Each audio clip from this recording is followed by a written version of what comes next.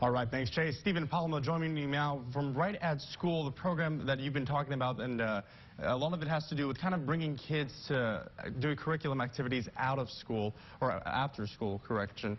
Kind of talking about that one more time, and for people who are just joining us right now. Well, the town hall meeting is what we're talking about today, and simply think of this as when you're having breakfast with your children over the summer, go ahead and ask them, what are you looking forward to today? What's coming up? Go ahead and enforce that. Today, you know, we're going to go see a movie. Next week, we're going to go see Grandma and Grandpa. The week after that, we're going to go to summer camp. Giving them an idea of the routine and what to expect helps them look forward and transition from one activity to the next. And it gives that time to say, well, you know, we're going to the movies, but you haven't cleaned up your room yet. So we've got to do that. And that's what Town Hall is that we go over what to expect in the school year or just that week. If it's Halloween, you know, we've got, you know, what costumes are you going to wear? So it just kind of gives them something to look forward to, and then to share with us or the educators how they feel. You know, was it a good day? Was it a bad day at school?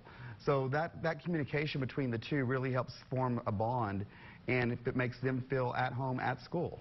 And obviously, the Right at School is kind of a play with words with being right at home.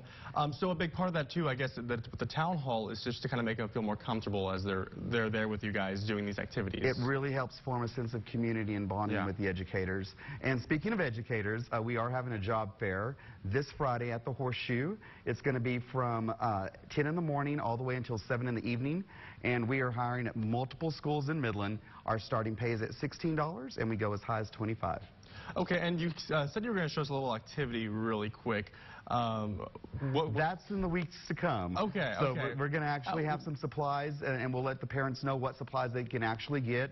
And then how to do the activity with their children so that they are actually learning while they're having fun. Well, just for a little preview, what kind of activities do you offer to the children?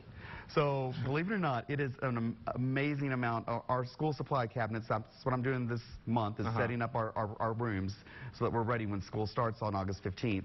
But the amount of craft activities that we have are unreal. And one of my favorite things is called the triple play.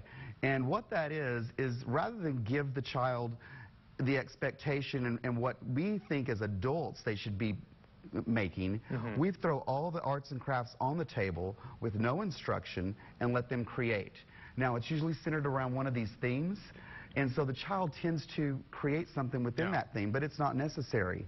And some of the things that they come up with are just amazing. Wow. Well, thank you, Steve. I really appreciate your time. And, of course, you'll be back, and you're going to show us some activities later on in the next couple of weeks. Have you create? We'll see if I can create something interesting. I'm not that creative, but thank you so much. And we're going to toss it back over to Chase, who's going to give us a look at the weather again.